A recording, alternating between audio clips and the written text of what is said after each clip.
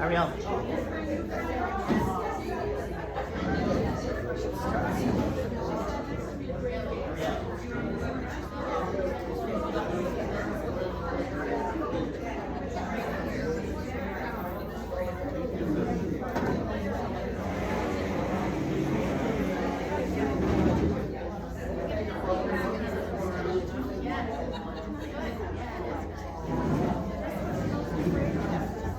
Are you going to ask if they've been here before, or you want me to?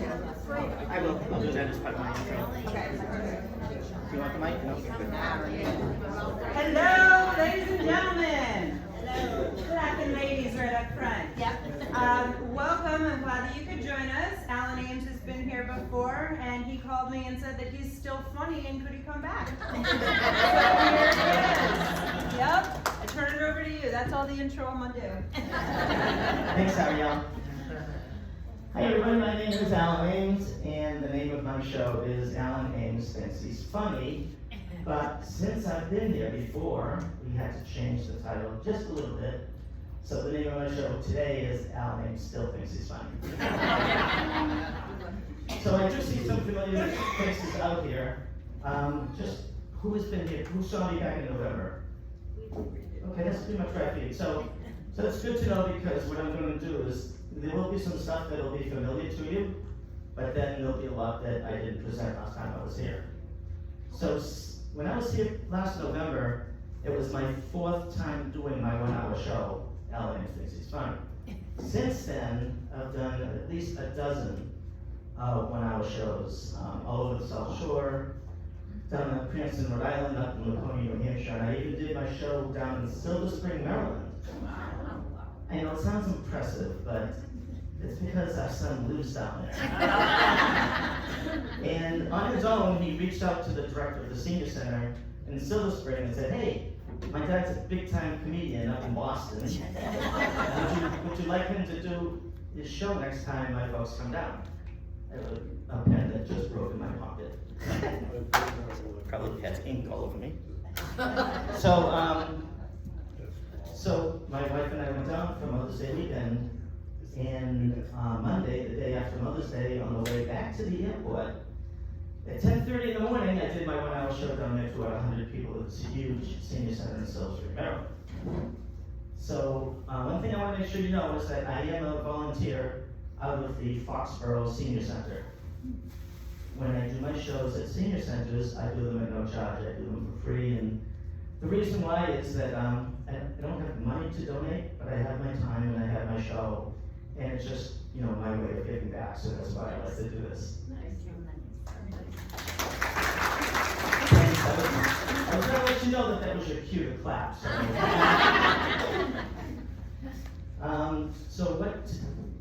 So there's one more reason why I don't charge when I do senior centers. Now I do charge when I do my private groups, and I have started doing some of those, but senior centers right from the beginning, I decided I would do for free.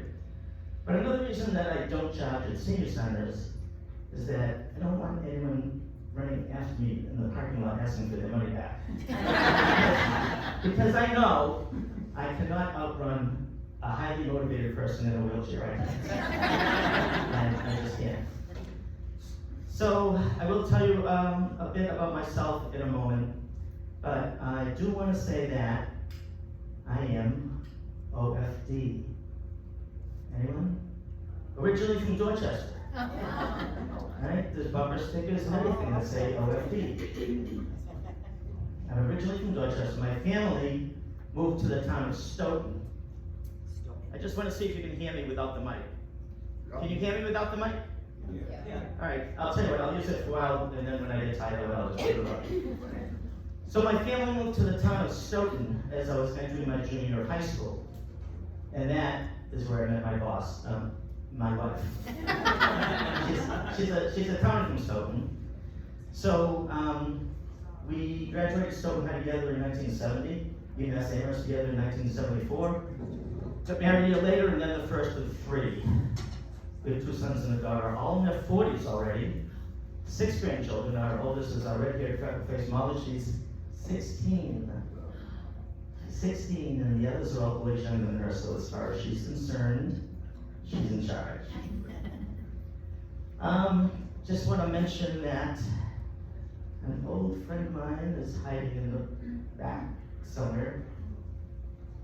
No, you're not my friend.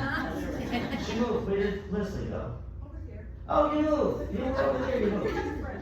Yeah, I see. Know her from a long time ago. Back when she married a friend of mine, Bob Atlas from Stoughton. And my sister is here today. I accidentally said her name 3 times and she just showed up.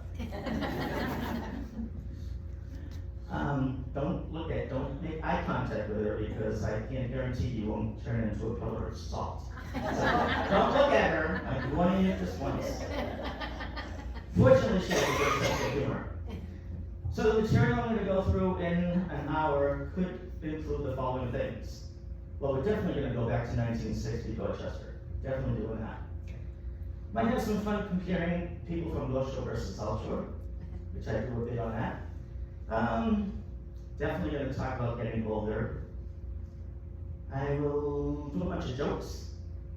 Maybe a little bit about married life, and one segment that I really enjoy is things that bother me.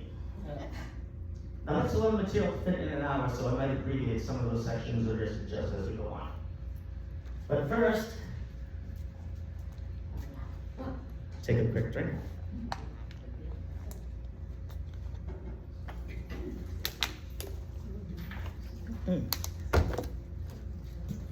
Have a seat. Thank you. Hi, how are you? I'm good. How are you? Late? You were here last time. Weren't you when I was here? Yeah, I was here. Good. I was You funny. joined yes, you joined the laughing ladies table. Oh, and that's my sister, so. That's your sister. Oh, hi. He's funny.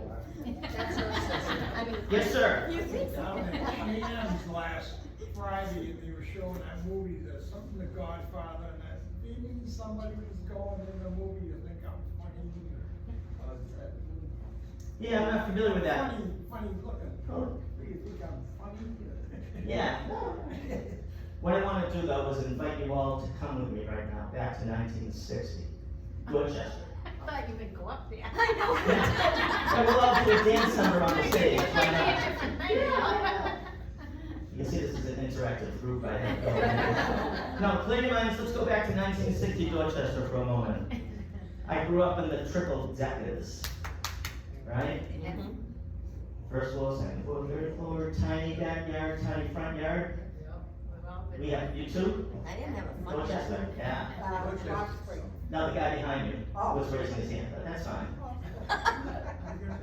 Tiny backyards, tiny front yards, little alleys that separated the houses. That's, that's why we didn't create the streets.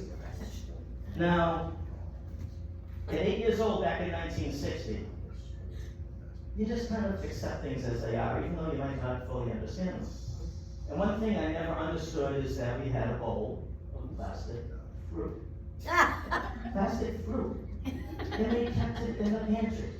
It never came out unless we had company. Yes. Right?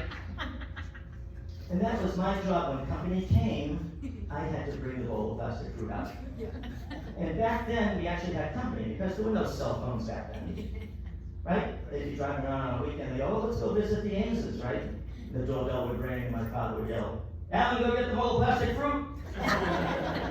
So I'd run to the pantry, dust it off, bring out the bowl of plastic fruit, they'd come up 3 flights of stairs, sit down at the table and they go, oh, you put out the bowl of plastic fruit. Yes, we regard you very highly, you get the bowl of plastic fruit.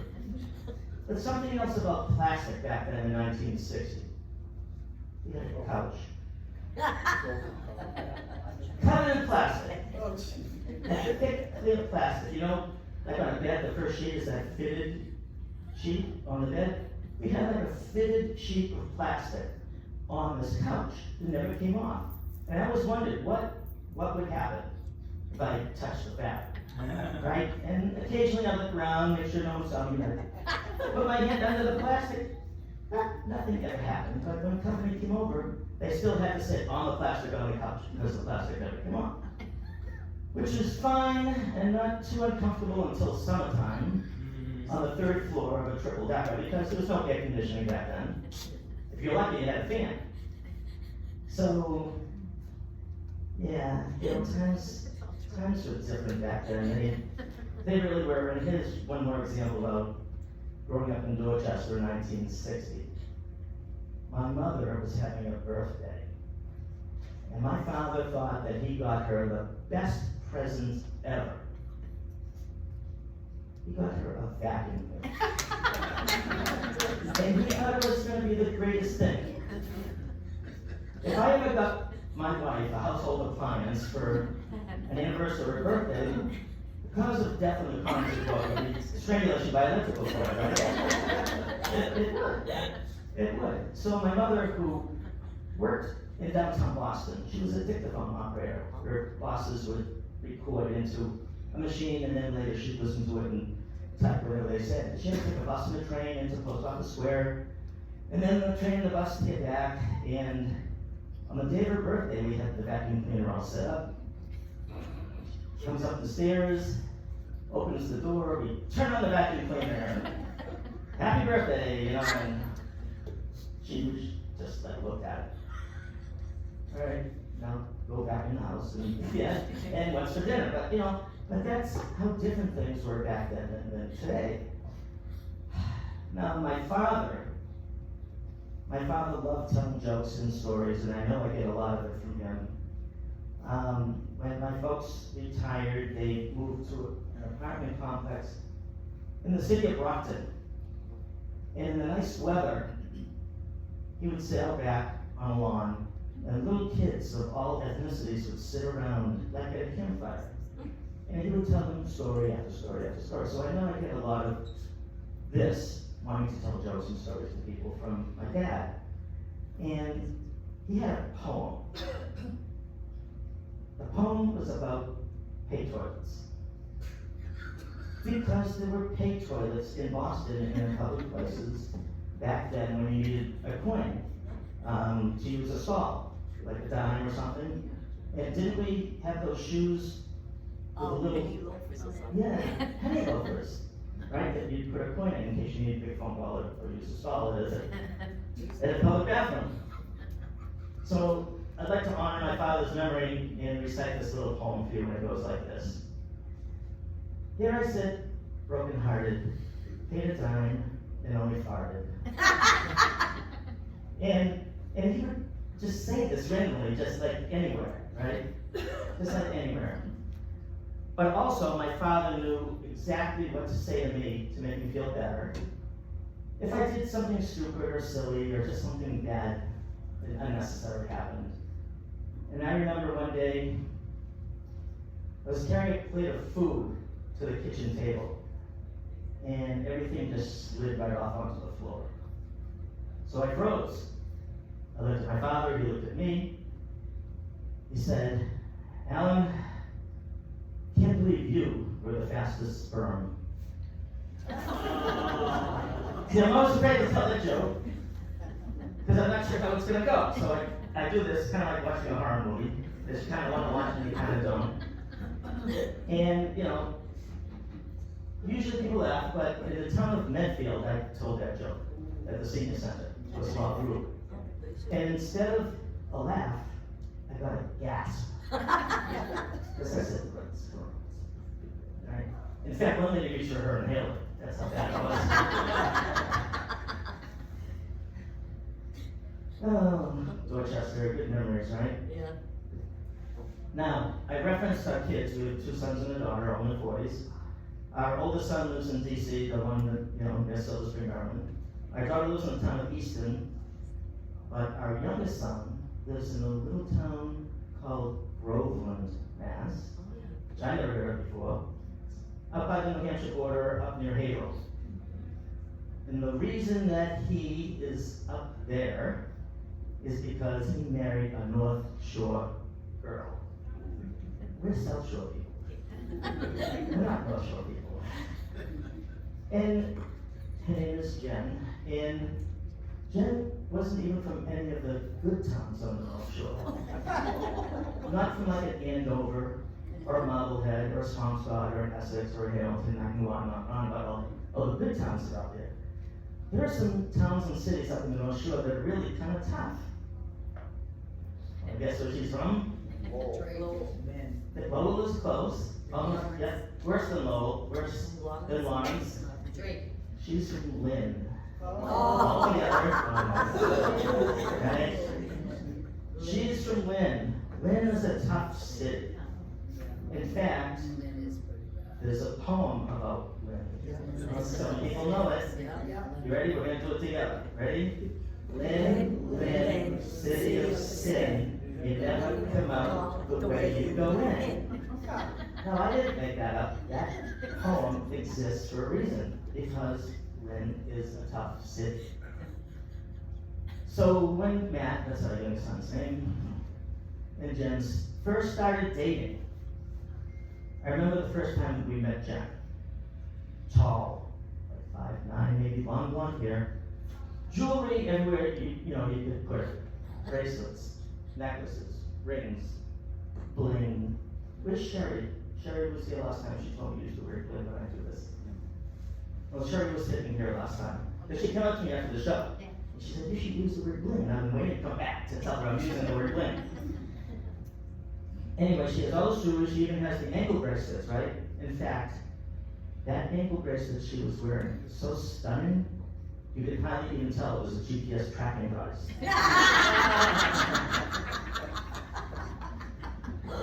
Now, her parents still live in Lynn, and her brother does also, sometimes when, he's on parole. Now, just so you know, I do have her permission to tell the jokes about her, because the last thing I need is for my daughter-in-law from Lynn to be mad at me. So, she does know that I tell these jokes. But we were talking to Matt, and said, Matt, you need to know that if you guys get married, you're going to be married to a North Shore girl. And they're different out there. Now, you can actually Google differences between North Shore and South Shore people. There's so much stuff on the internet, fun things that they talk about. And I'll just mention a few, like, they have Revere Beach, we have Newcastle Beach, right? They have their Kelly's roast beef, but we like our pizza. So you can do all these things. So we're telling Matt, we need to know that they're different out there. Why can't you find a nice girl from like Franklin or something like that? So now we're getting into like West Side Story territory now with like, Matt needs to stick with your own kind. I mean, this is, my wife is like, she's from Lynn. So she's from Lynn, so what? Are you guys familiar with the orange dinosaur that they have on one of the sagas? So Matt, there's something wrong with people that think that they have to have an orange dinosaur guarding Route 1 southbound in Saugus. So if you're not familiar with this, someday, take a road trip. Go up to what used to be one of the best restaurants in Saugus, Hilltop, right? Right, the Cactus is still there, but it's all like a complex, Avalon and stores and all that stuff. Come back down Route 1, and on the right is a big orange dinosaur overlooking Route 1 southbound. Anybody know the reason why it's there? It was a golf course. Thank you. Used to be a miniature golf course. Oh. So honestly, if you come down Route 1 south, just look and eventually see this orange dinosaur up there. Now, in my daughter-in-law's defense, she is very accomplished. She is. She is a second-level sommelier, wine expert. She is. She's a wine expert. Which makes perfect sense that she's a big wino anyway. But she actually went to New York City to study to become a wine expert, and she's one of those people that you can pour a glass of wine like any kind, and she'll send it tasting. She'll tell you everything about it. In fact, she works at a winery up in Rowley, which is up that way, called Millburger Winery. But she does a thing on the side, like maybe 2 or 3 times a year, where people hire her to come into their house and she drinks a bunch of wine, and they have a dinner party, right? And then she does a wine tasting of all this wine that she drinks, and she makes a whole bunch of money. If anybody's interested in that, I can put you in touch with her, but do me a favor, if you do invite her into your home, please lock up all your prescriptions.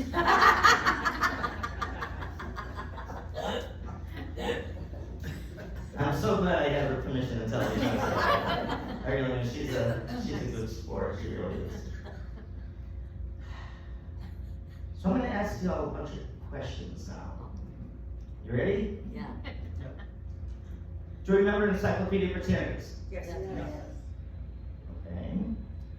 Do you have a box of old black and white photos Yes.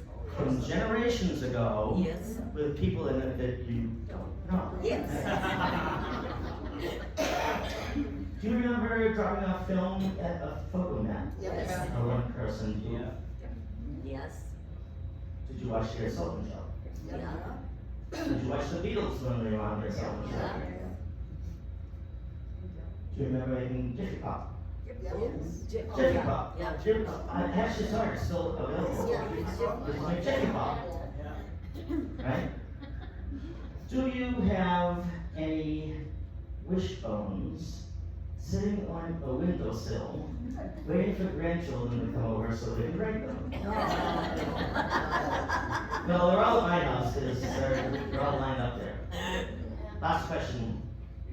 Do you have a favorite spatula? Favorite spatula? Okay. Oh, no. Well, for those of you, and I think that's everybody including me, congratulations, you're a senior citizen. I'm not gonna say we got old, I'm just gonna say we got older. Okay? See, my background was food service management. When I retired from that when I turned 60, that was 12 years ago, 72 now. Wow. Yeah. And, I had a long career in food service management, and now I drive 5 mornings a week for a limousine service. I'm a chauffeur. Oh. And I love doing it. It's mostly airport stuff. I'm an avid tennis player, and I belong to the Y in my town of Foxborough. I go there at least 2 or 3 times a week to work out, because it takes a lot of work keeping this physique in such great shape. So we get older. So what? Things happen, health change, bodies change, perspective on life maybe. But the thing that is bothering me right now, and it's not really a big deal, is that I know at some point I'm going to need a hearing aid. What? There's always some wise guys in the crowd. This happens everywhere. I spoke to the Sharon Men's Club recently. Same thing, like 3 or 4 or 5 people. Yeah. So at some point I'm going to need a hearing aid. I had a hearing test about a year ago, and I'm right on the border of needing one and not needing one. And my wife is pushing me. You should get another one. Get another hearing test. And I'm stubborn. I'm resisting. You're a man. I know. We have a lot of problems. So here's an example of what my hearing is doing to me now. We were watching the news the other night. So kind of listening to the news, kind of playing with my phone, and I could have sworn I heard the newscaster say that a woman was shot in her anus. Oh! Oh, it's not that word. No. So I said to my wife, I said to Anita, I said, did you hear that?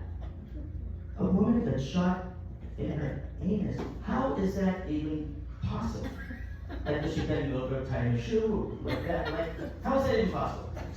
So my wife said, well, she said 2 things. The first thing she said to me was, well, you're an idiot. And then she said, she got shot in her anus.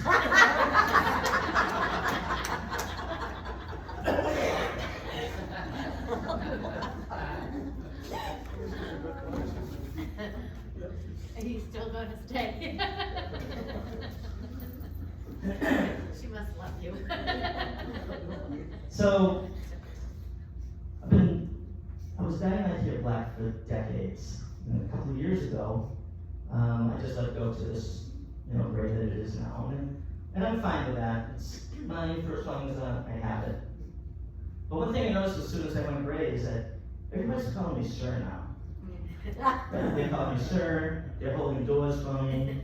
Everyone's nice now. I wish I had done it sooner. Oh, really?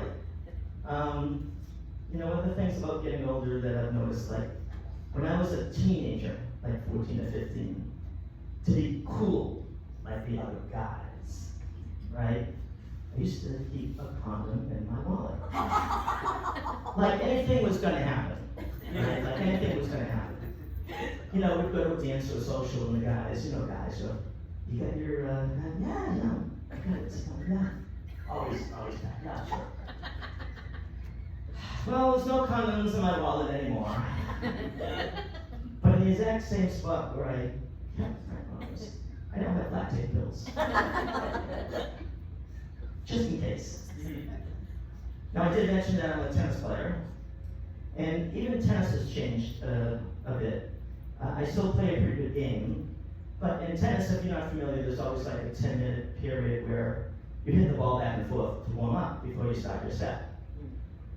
Well, the people that I play tennis with, we're pretty much the same age in our 70s, give or take. And that 10 minutes before we start, instead of hitting the ball around, we're just talking about our medications now. What procedures we're gonna have. I love this table.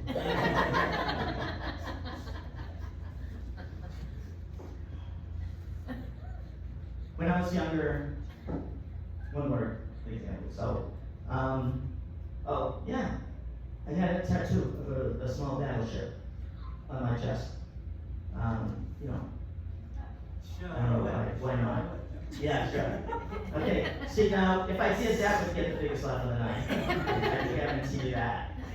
So, but you've seen the cartoons on Facebook, right? Of people our age that had cartoons that had tattoos put on when we were young, because as our bodies change, that tattoo is droop, sag, drop, become distorted, or whatever. And so mine has slowly been sinking for several years, but I take it a step further.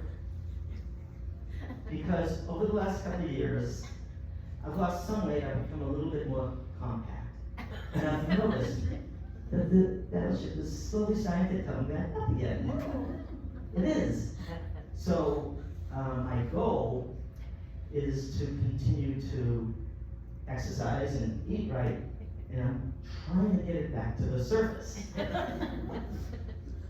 So if somebody were to ask me, hey Alan, you look great, are you dieting? I would say, well, I don't know if you call it dieting, it's more of a salvage operation.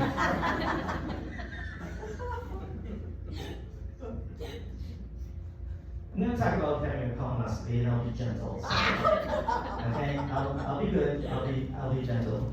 But I have to, because it's one of the gifts that we get when we get older. We get to have colonoscopies. So I've had 3, and they're all fine. Thank you for asking. So, but the worst part, as you know, is the prep, because we used to have to drink that citrusy, yucky tasting stuff, right? Because the goal is to be completely cleaned out, for the procedure. So I was going to have my 3rd one last year, and my wife had just had one, and she said, "Oh no, there's options now. You don't have to drink that citrusy stuff anymore." She mixed Miralax with Gatorade. That's one of the approved methods now. And if you mix those 2 together, it actually doesn't taste all that bad. It has the same effect. My son-in-law had his first colonoscopy, and he took a series of pills with water that had the same effect. So I did that, right? But I know the next time that I have colonoscopy, which is 2.5 years from now, I know exactly the prep method I'm going to use. since I'm lactose intolerant, I'm just going to eat a bunch of ice cream the night before. I will, and I can imagine the doctor, Dr. Kumar is his name, Raven Kumar. I can just hear him after the procedure. Hey, Mr. Ames, you did a really good job with your prep. What method did you use? I used Ben and Jerry's. Now, most people, and I am not most people are concerned, rightfully so, about having a colonoscopy or any medical procedure, actually, because, you are worried about the results. Will everything be fine? Will I be okay with the anesthesia? Risk of prognosis and all that kind of stuff, but not me. When I was approaching the date for my third colonoscopy, I couldn't wait to have it because I saw it as an opportunity to try out some new material. I had a joke in my head for months that I wanted to tell right before the procedure. I did, and I told it too. So this is what happened. So picture this. I'm on the procedure table, I'm in the room, doctors are gathering behind me, and I'm speaking with the young lady who's administering the intravenous, right? And whatever the name of that drug is that they put in you and it just makes you like float away, which is really nice, I really like that. So I said to her, do me a favor, right before you inject me with the drug that's gonna, send me to La La Land, let me know, because I have a question for Dr. Kumar. She says, okay. Sure enough, a few minutes later, she goes, well, Mr. Ames, now's your time because, we're on a schedule about to inject. So I said, Dr. Kumar. He goes, yes, Mr. Ames. I have a question. He goes, yes, Mr. Ames. I said, if I should hear someone say, what an asshole, will that be a compliment or an insult? And then the next thing I knew, after I heard some laughter, is I woke up in the recovery room. So I got to tell my joke, and now I get to tell that story. I know what I wanted to know. Tell the time story. No, that's too long. Yeah, my sister is reminding me of a practical joke I played on her when I had my first colonoscopy. Because she had my late brother-in-law and I have our colonoscopies at the same place and same time with the same doctor. And I played a joke on her that I wanted to convince her that they found an old dime up my butt. And I actually brought a Mercury head dime with me, and it's a whole long story. It was really, so thanks for reminding me about that. Still talking to him.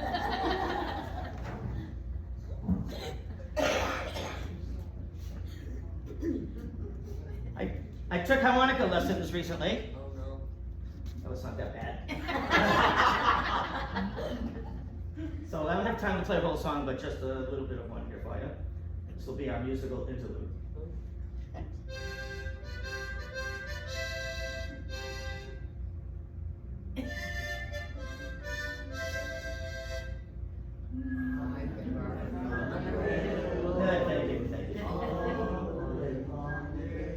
I also play that also to honor my dad because he worked for the railroad for a very long time.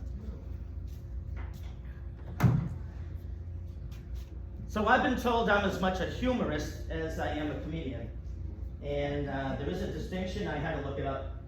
A humorist is somebody that tells entertaining stories that may or may not have a punchline, they might not even be funny, but they might be very entertaining. And I certainly do have plenty of interesting stories, especially from being a chauffeur. I have a lot of really good stories there. All right? But just to keep in practice of just telling jokes, I'm going to tell a bunch of random jokes one after the other. Okay. You ready? Yep. I'm ready. You ready? Okay. So, two lifelong drinking buddies from Southie. One's in the hospital, kind of serious. He says to his friend, Johnny, if I die, do me a favor and put a bottle of my favorite Irish whiskey over my grave.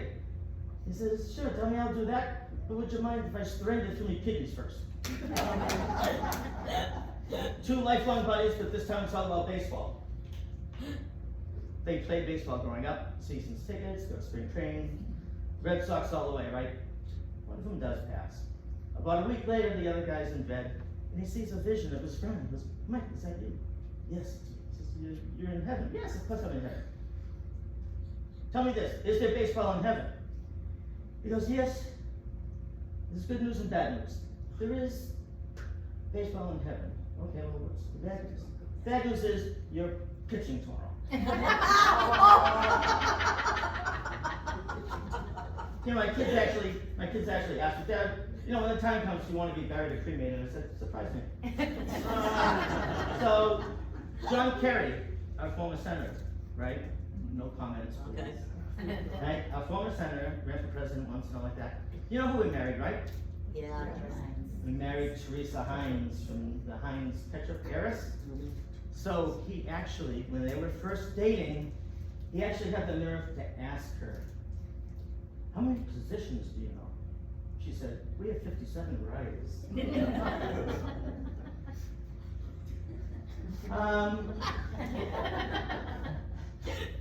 Let that one sink in for a minute. The late Hervé Vallès, the French actor, was tattooed on the original Fantasy Island TV show. He was barely 4 feet tall, but in real life, he married a woman of average height. She was maybe 5'5" or something like that. But I understand someone put him up to it. Let you think about that for a second. So our son lives down in DC, and we've been there many, many times. We've seen all the Smithsonians. But they opened a spy museum not too long ago. So last time we were down there, we wanted to go see the spy museum. Could never find it. Our boys are very competitive. These jokes can just come one after another until I run out or forget the next one. Our boys are very competitive. We were together one day, and they're bragging about, oh, I make this much, and my bonus is this, and my potential is that. So I had to get involved. I said, hey, I make 6 figures too. Unfortunately, 2 of them are after the decimal point. and then they're going at it again about how smart they are because they both graduated with master's degrees. And graduated with honors like cum laude, summa cum laude, magna, and all that kind of stuff. So I had to break that up too, and I said, hey, I graduated with honors also. UMass Ames, 74. They go, oh yeah, Dad, what? You too? No, my kids. Oh, okay. I thought you were like, me too, me too. Okay. So I said, hey, I graduated with honors also. And they said, oh, gee, Dad, what honors did you graduate with? I said, I graduated with someone cum getting. We had to get numbers for our mailbox. Our street address is 10. So we're at the hardware store, and in the section where they have the numbers. And I had to call the manager over. He said, what's wrong? I said, I need the number 10. The highest number you have here is 9. So I got the 9, why not? Sometimes my neighbor gets their pizza, and sometimes they don't. So that's fine. 2 little girls, let's see how many more I get in my head here. 2 little girls, they're sisters, one's 6, one's 4.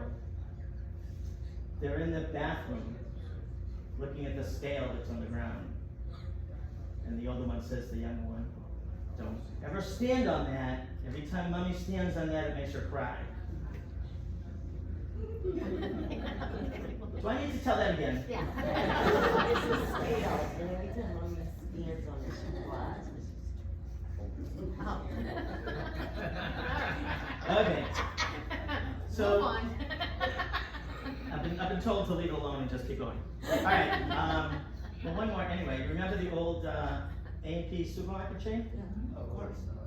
Well, they're not around anymore, but they did have an opportunity to merge with Stop and Shop back in the day. And I wish they had, because then they would have been called Stop and Pee. Thank you. It would have been great driving down the street. Right? I know I didn't talk about married life when I was here last.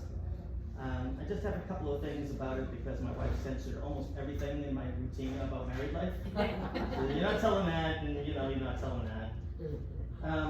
My wife and I are very, very different people. Like even like dancing, like the functions and things. Like I'm like a slow dancer, right? Like that. I might throw up the fishing line, and I might do, but I don't really do much. My wife is one of these. She's like all over the place. And slow dancing, forget, because we're like two sumo wrestlers, kind of, because she wants to lead. We both want to lead, so we're both like fighting against each other, and like hardly even moving at all. Really. Shopping, forget it. I go to the supermarket because I am a list person. My wife, if she comes with me, her name is Anita, by the way. So when Anita comes with me food shopping, it's like she's competing on the TV show Supermarket Sweepstakes. She's just throwing stuff, not even on the list, doesn't even. And during COVID, the early days of COVID, see, my wife's background is she's a nursery school teacher, so she's very, by the book. She's a sub now in the town of Sharon. She does the lower grades. The early days of COVID, up one aisle, down the other with the arrows and all that stuff like that. So if we were going up an aisle and someone was coming down, she wouldn't have it. No, she would.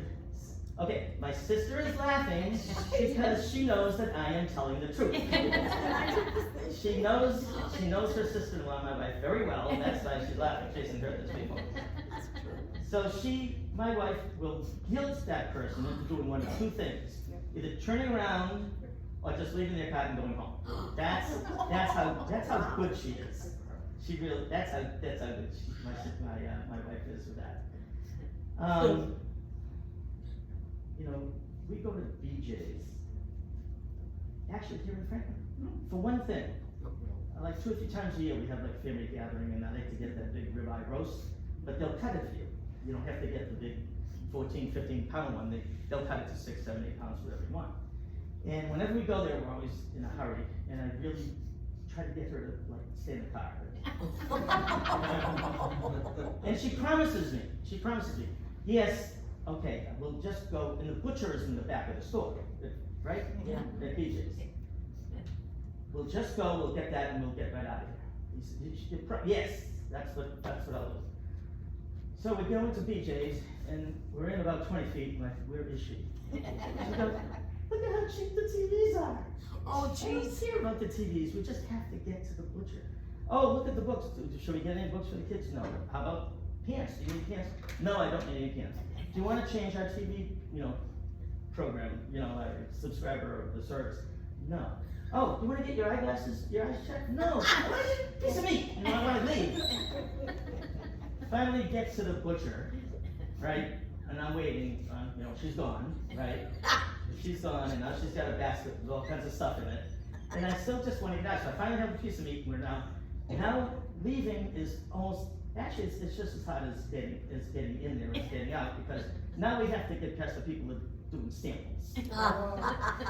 Oh, you want to try this? No. You want to try that? No. Oh, look at the freezer section. Do we need anything here? No, I want to go home. Do you want to sign up? No. This is what it's like with my wife. I talked about COVID a minute, and I was talking about the arrows and the aisles and all like that. See, I had a way to beat that. If I was walking across the top of the aisles and I wanted to go down an aisle that was an up aisle, I would simply just turn around and I would I would walk backwards like I'd already been back down there, but I had forgotten something. So if that ever comes back, now you know what to do. If you want to go down an aisle, just go backwards, right? I know COVID was a big thing for a lot of people, but my wife and I were laid off. We were together in the house for like 4 or 5 months, I think. And I'm not ashamed to say that we had some of our worst fights during that period of time when we were home, and we didn't fight about money. And we didn't fight about being around each other, all the time. Our fights were about the correct way to do a jigsaw puzzle. Oh, jeez. They were real knockdown, drag down fights because we could agree on doing, you guys do jigsaw puzzles here? I see you guys doing jigsaw puzzles out here. We both agree on doing the perimeter first, right? Okay, but now the inside, that's the tough part because she likes to work on an area. And I'm one of those, I like to look at each piece, look at the picture, and like put it where I think it belongs inside the frame, right? Now, we really, mostly we did 500-piece puzzles, a couple of 750-piece ones. We did one that was 1,000 pieces. That was the one that almost got us in front of a judge. that one was brutal. He's not laughing. No, like we had our refrigerator replaced not too long ago. Sure enough, jigsaw puzzle pieces behind the refrigerator. You know how they got there.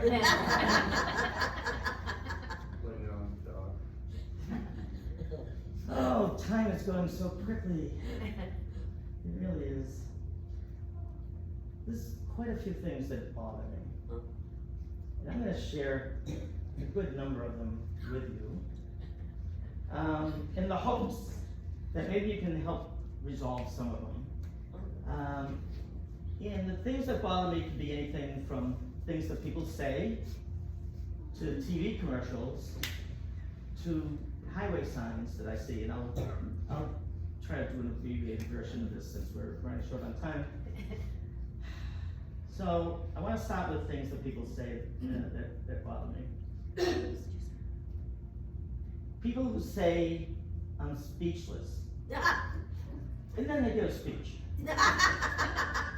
Like you're being honored, or it's your birthday, or everyone's together, and you're retiring, and they say, hey, speech. And you say, I'm speechless.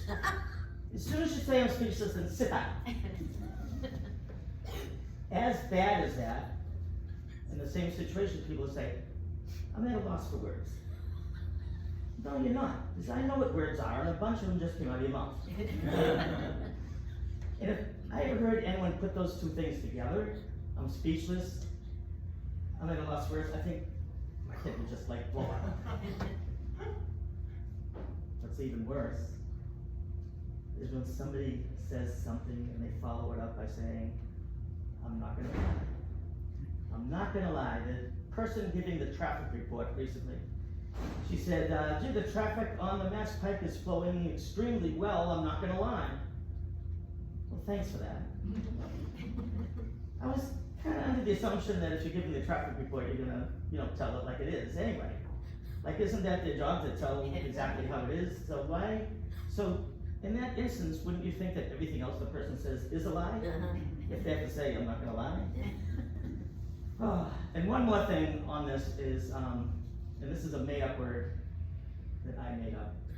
I can't stand ofteners. What's an oftener? It's somebody who pronounces the letter T in the word often. Often. It's often. It's not often. We're not in England. It's not, hey, how often do you go fox hunting? Oh, I go quite often. Okay, well, no, it's often. No, here's the logic behind that. When you do laundry, you use detergent, right? Yeah. Then you add something to make everything feel nice. And what is that? And don't anybody say softener. Softener. It's not softener, it's softener. And then, now we have to talk about the suicidal tuna. Charlie the tuna. That commercial is ingrained in, in the American, history. That's been around for decades. Charlie the tuna with the blue beret and the thick black glasses. And why does he wear the beret and the glasses? Because he wants to appear cool. So they catch him. Has anybody ever told Charlie the tuna what happens if he gets caught? Right? That he's going to end up, a little piece of him is going to end up in about 800 little tin cans, and then it's going to be opened up, mixed with mayonnaise, put between two pieces of bread, and brought to school by a little chubby kid in Dorchester.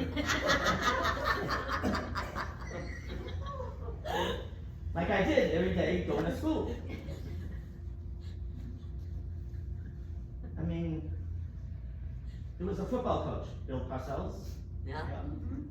He was being interviewed back in the day, and he got upset, and he actually said, "Who do you think I am, Charlie the Tuna?"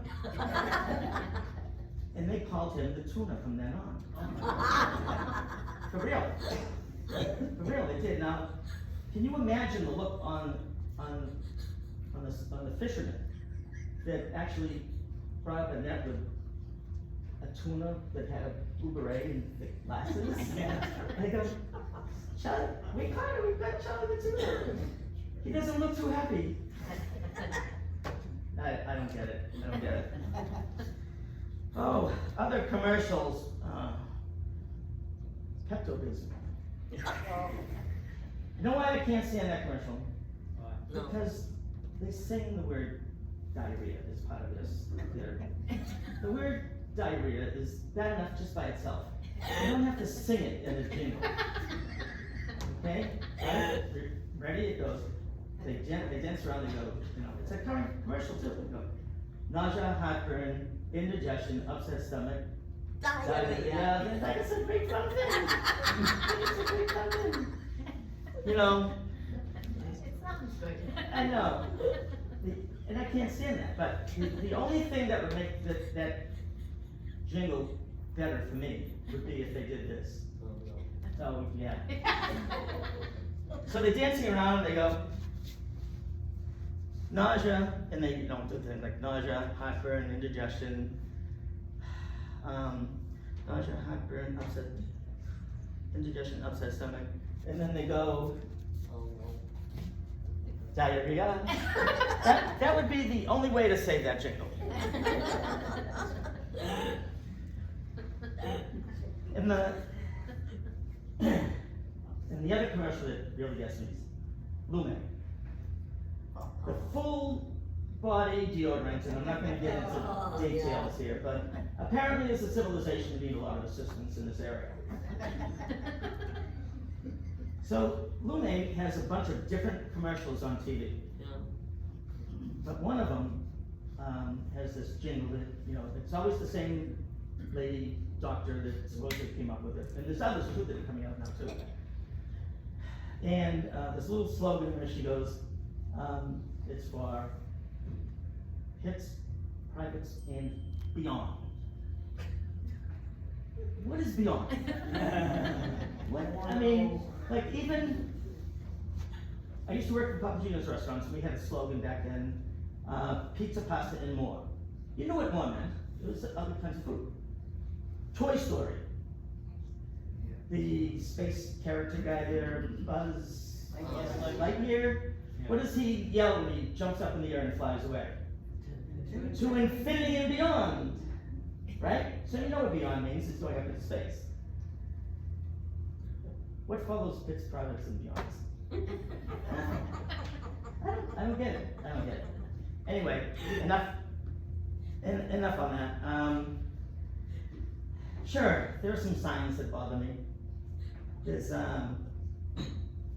if you're coming up Interstate 95 from New York and you're in Connecticut, about 30 miles up, there's actually a sign that says, correctional facility, no stopping.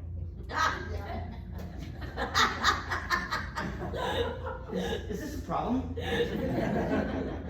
Are people driving up Interstate 95 at 65, 70 miles an hour, pulling over and stopping and picking up people in orange uniforms? Is this happening so much that they had to put up a sign, right? They had to put up a sign. I mean, instead of spending money on the sign, why don't they just fix the hole in the fence? Really? I mean, imagine a couple of convicts and they're in prison. They go, they're going to break out. They go, okay, we're going to break out. We'll go through the trees, right to the tree line, and the other one goes, can't do that anymore. They put up a sign.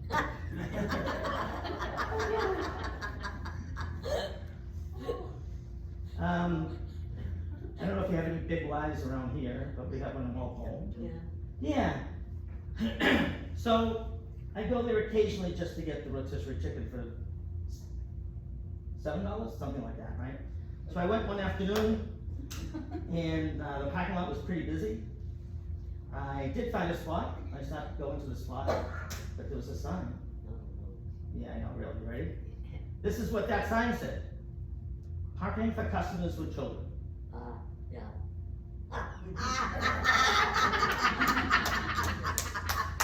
So I pulled in. I get out of the car, this lady looks at me and she yells at me and she goes, "Where are your children?" I go, "Well, one's down in DC, one's in Easton, you know, one's up. How about yourself?" Well, by the look on her face, I think they need to make the sign a little bit more clear. I'm getting real close on time, and there was a joke I wanted to tell at the beginning that I didn't get to tell. And then I have a final piece of advice for you, and let you know what I'm up to after this. So, a man lives in elderly housing. He's about to turn 80. His friends want to play a practical joke on him, so they hire a professional woman to visit him on the day of his 80th birthday. So the day arrives, there's a knock on the door.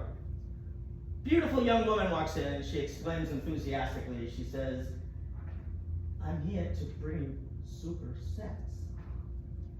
So the man thinks for a second and then he says, "Thank you very much, young lady. I think I'll have the soup."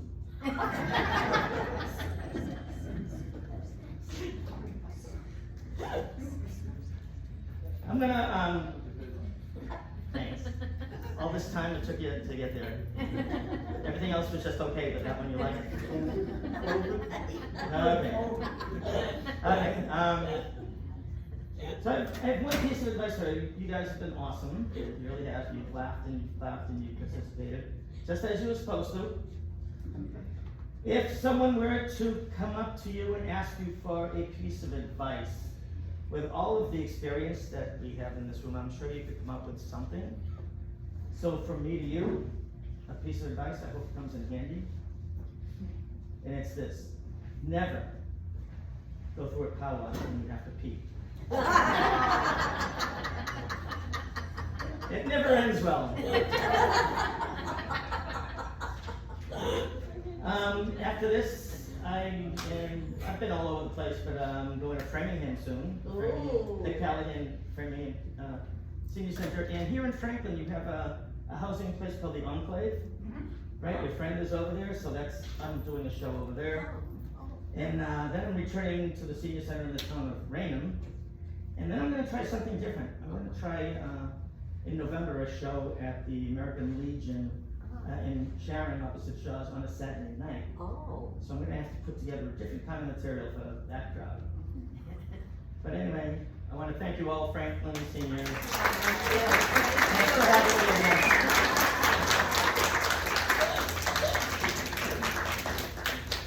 It was nice to be with you.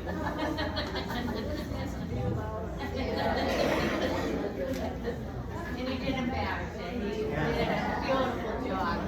I have business cards up here if anybody needs me for anything in the future.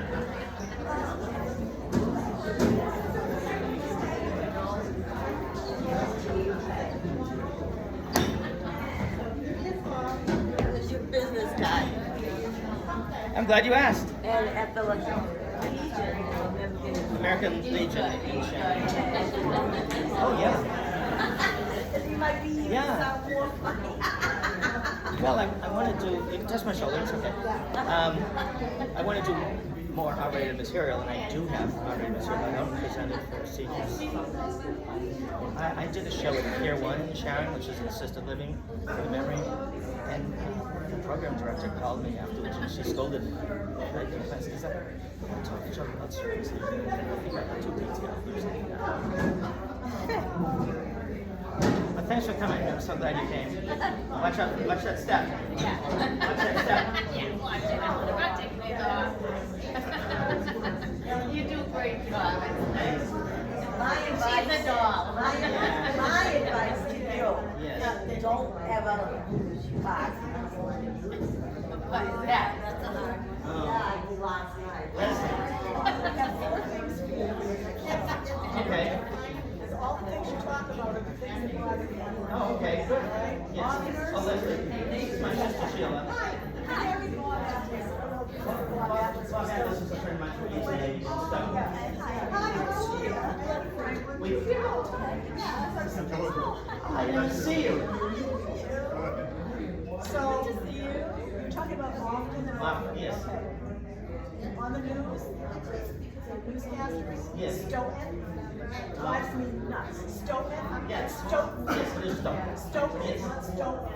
So that, and then, this is a joke. Okay, Bob just got hearing. okay, yeah. So I called the doctor and I said, you know, I'm having trouble with my hearing. He said, tell me about your symptoms. Well, he said, Bart's bald and Marge has blue hair. Get it? Symptoms? Oh, Simpsons. Yeah, it is true. And then Bob went to have his hearing test. The doctor told him his hearing was pretty good except for 1 decibel. He could hear books and women's voice. And did you know that Cheetos are Dorchester shrimp? Did you ever hear that? Cheetos, yeah. My friend had a party. She had a bowl of Cheetos. And one of the guys was like, oh, Dorchester shrimp. I never heard of that. Alright. Can I get that? Yes. That was great. Thanks for coming to Franklin. Thanks, Leslie. He doesn't feel invisible for that. I'll tell Bob I said hi and say hi to Renita. Yeah, I will. All right.